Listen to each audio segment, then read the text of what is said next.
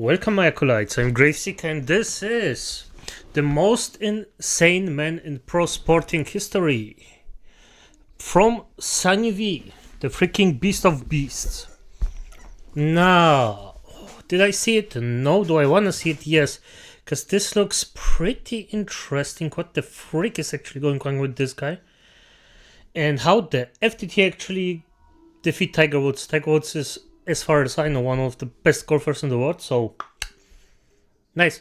And this, and this pretty overdone freaking... well, let's see it. And by the way, if you like my content, leave a like, subscribe, leave a comment, notification button, yada yada yada. Of course, Sunny V, look at it, and stuff, and you know. So, and go. Severely hungover and threw $55,000 into the river during a fight with his fourth wife. John Daly is a name you'll never forget from this video onwards. You're completely different from most athletes. You hate exercise, despise health food, you smoke, you drink. His insane lifestyle began after starting a golf scholarship, where at the age of 18, his coach would put him on a very unique diet. He used to smoke Marlboro Lights. He said, just start smoking. Here, have a cigarette. Whatever you gotta do to keep the weight off. On top of smoking cigarettes, John began to eat nothing but popcorn, Diet Coke, and Jack Daniels.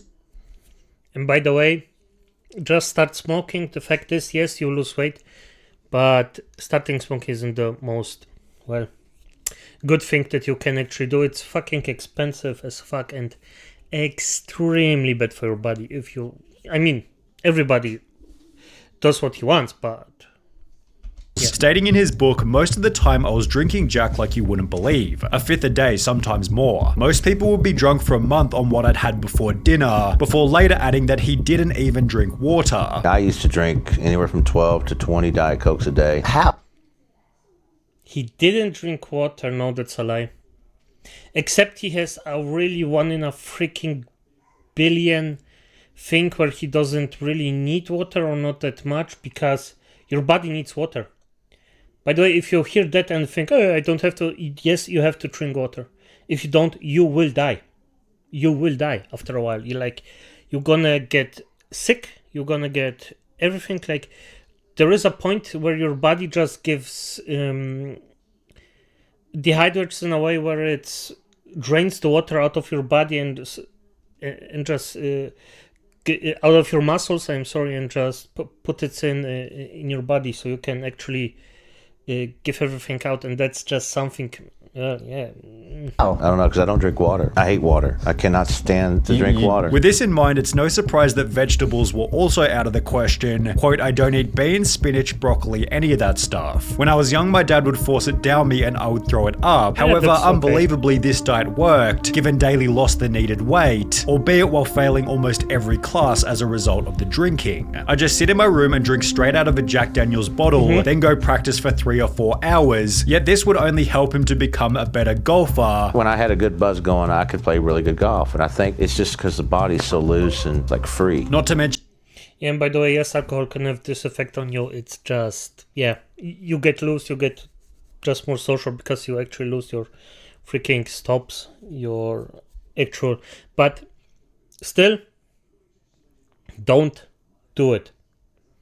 If you actually have some problems going loose, then just train it where you actually can go loose. That's way more healthy. And he was also, quote, one of the hardest working guys on the team. This, in combination with over 16 years of practice, led Daly to win his first ever professional tournament at the age of 21, writing, my winner's check was for $6,700. The next 2 months I made about $28,000 in 4 events, yet this wasn't the only way that John Daly began to make money. On the Full Send podcast, John explained that he'd bet $100 per hole against unsuspecting players. $100 a hole, paid for my hotel room, paid for my drinks, paid for everything. Described in his book as playing other guys for money, usually men at the local golf clubs who thought they were better than they were, who figured they could kick this fat kid's ass. That's the way I spent my summers. Think of it as my permanent part-time job. Yet this would also introduce him to... That's fine.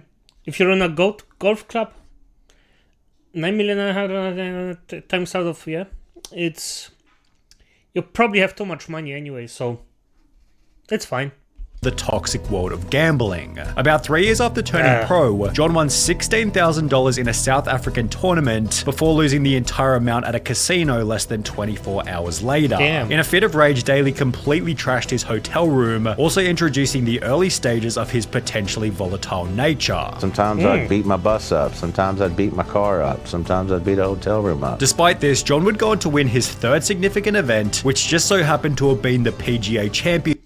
I mean, this isn't particularly good, but, well, at least he didn't beat up humans, so there's that. See it as you will. Still not good, but better than... turning John Daly into an overnight superstar. It was crazy. There was 4,000 people sitting in front of the clubhouse and on the driving range. For you. Just waiting for me to get in, and trust me, I was not used to. All of a sudden, I was being offered tons of money to show up for Monday and Tuesday corporate outings at fundraisers. I was getting paid $25,000, $50,000, $75,000 a pop to hang with golf lovers for half a day. John was paid $230,000. The fuck? That's some money. Acolytes, excel my process, subscribe, everything. I need that. Freak yeah. For the championship win itself, yet he'd give $30,000 to the kids of a spectator who was killed by lightning midway through the tournament. This kind of generosity helped John to build a cult-like fan base of people who loved his rough edges. You have a simple motto. This is a quote. I just hit it as hard as I can, and if I can find it, I hit it again. Which he was then able to monetize through some very funny sponsorships. Daly received endorsements from Dunkin' Donuts, Hooters, and a diet pill called Trim Spa, yet it was the golf-specific sponsorships that began to make him millions. I made another $236,000 in 1991 just for playing with ping clubs and wearing a ping shirt and a ping hat, and that was only the beginning. Early in 1992, I signed my first really big sponsorship contract, a 10-year deal with Wilson that paid me millions of dollars a year. However, at the same time, Daly's performance began to go downhill rapidly. After placing first at the PGA Championship, Daly returned the following year to achieve 82nd place, explaining on the Full Send podcast that he'd spent all night drinking, arriving at 7:30 for a 7:32 tee-off. There was some times on tour that I didn't sober up to about the 13th hole. Yeah, you get in at 7:30 in the morning. I got a tee time at 8:05 or 9 o'clock. You'd be out till? Sometimes, 7 or 7:30 in the morning when you had an 8 a.m. tea time? Yeah. It stated in his book, basically my golf game in 1992 played second fiddle to making money and partying. Instead of partying, I guess I ought to just say drinking, which is what it was. For the first time in my life, I let my golf game slide. That whole year, I don't think I practiced more than 2 days in a row, and it showed. Daly's poor performance brought about fits of anger, where he'd fight his opponents, break clubs, or throw them into the water, leading to a suspension from the PGA Tour on account of bad behavior. On top of this, Daly was suffering from clear midday alcohol withdrawal, made worse by antidepressants which gave him the shakes and the sweats and diarrhea. For this reason, Daly made the choice to quit drinking. However, he'd explained that his sobriety made no difference, as he'd simply swap one addiction for another. He'd write in his book, at rehab they call it cross-addiction. They warn you that when you give up one thing, like whiskey, you're gonna be looking to replace it with something else. For me, when I stopped drinking, I started eating more chocolate. Yeah, that's normal for an addict. That's... Yeah, sometimes I'd eat 15, 20 packs of M&Ms around with peanuts. I ate chocolate chip muffins and chocolate croissants all day long every day of the tournament, which for whatever reason seemed to work, as John Daly was about to make a comeback. After 3 years of very average golfing, Daly came out of nowhere to win the incredibly prestigious 1995 British Open, doing so on a daily diet of 9 chocolate chip muffins. In true John Daly fashion, he ignored a phone call from the US president just so he could eat, stating, "But I still haven't found my dinner yet and I'm starving. Besides, I didn't even vote for the guy," showing that Daly had the whole world in his hands until he started drinking again. On the brink of divorce with his second wife, Daly gave in and headed out for a big night at the bar before landing himself in hospital after falling through a hotel door. He'd check himself back into rehab around 2 days later, although the media had already gotten hold of the story and his endorsements weren't happy. My two main sponsors, Wilson and Reebok, had dropped me while I was in rehab. The Wilson deal paid me several million a year plus bonuses, and I'd just done another 5-year deal with Reebok. As an alternative, Daly accepted a $1.2 million per year sponsorship from Callaway on the one condition that he stay sober. However, he eventually concluded that the deal wasn't worth it. A sponsor came to him and said, $3 million, we want to send you to rehab though. And he looked at him and said, I'm good. and took a sip. Although this attitude would then help him beat Tiger Woods in a pretty funny way. Daly had qualified for a small 16-person tournament, and on the night before had drunk 3 bottles of Crown whiskey, leading Tiger to make some cocky remarks about how Daly had no chance of winning. And he says, I'm probably going to kick his ass because JD's drunk right now. I said, oh, okay. When the tournament started the following day, Daly decided to troll Tiger by acting as though he was still drunk. And he is looking at me the whole day. I've got drinks coming down, people bringing me drinks on the golf course. He goes, what are you drinking? I said, oh, I got my Crown in here, man. I'm fine. Not 1 ounce alcohol, because if you do that, you get in trouble on the tour. And I got him thinking that I was really still drinking. Helping John to completely demolish the tournament. I shoot 65 and beat him by like 6 shots. It's about the last time I ever beat him. Daly then earned $4 million in 2004 and 2005, yet this would only fuel an addiction worse than any he'd experienced before. Gambling. You know, in Vegas, I'd play the $5,000 slot machine. Every time you pull it, how much is that? $5,000. Oh. God damn it, this is something... Oh, why? I mean, I understand that gambling is fun for some people, but why? Why overdo it? Well, I mean, 5K for him is nothing if you get really millions of dollars just because you exist, like, really. So there's that, but fuck my life. If I, like, imagine I could just invest it just so I'm done. Like, because if I get the money, if I ever get, like, some real money here in this channel, from this channel, I'm gonna invest it. I'm gonna own...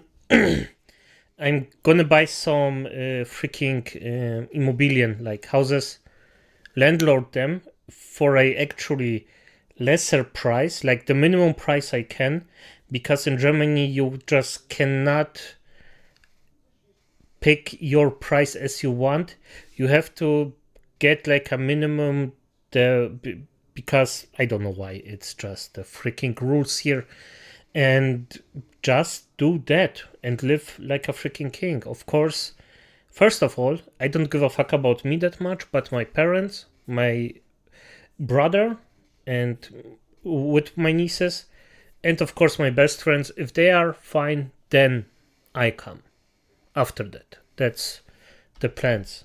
And if I had that money, what the fuck, like everybody near me would be like done, like they could just enjoy life. God. It's one pool. $5,000 spends? While playing these $5,000 slot machines, Daly fed through $600,000 in a night without winning, before taking out another $600,000, which he'd then lose again, meaning he'd lost $1.2 million in the space of 5 hours. By this point, Daly was up to his 4th wife, who confronted him about his gambling problem, initiating an argument that ended in the strangest way possible. I won like $55,000 in the casino, and I said to my 4th wife, Sheree, if you're gonna yell and scream at me about this, I threw it over the bridge going over to Memphis from Arkansas. I threw all the money out the car window and said, you know what, if you want that money, you can go find it, but let me tell you something, you don't have a job, you're not working, I'm supporting you, I'm paying all the bills. My buddy then took her to a McDonald's drive-thru and got her 2 cheeseburgers and some french fries and a soda, and it was like, okay, this is how you can live from now on if that's the way you want it. When John published his book in 2006, he'd gambled away $55 million over a 15-year period. However, the worst was still yet to...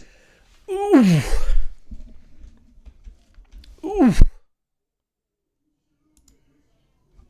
55 million. I'm baffled.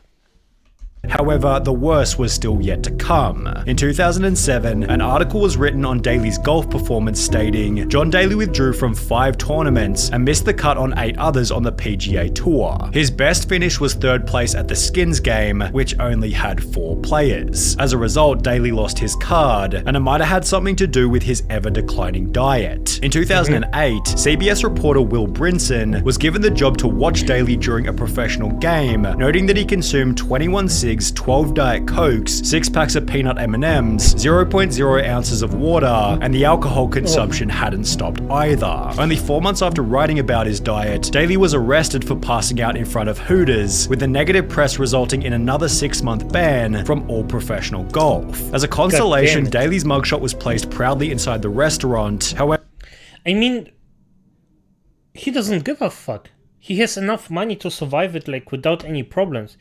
he has enough money so he can survive than 100 other families. What the fuck?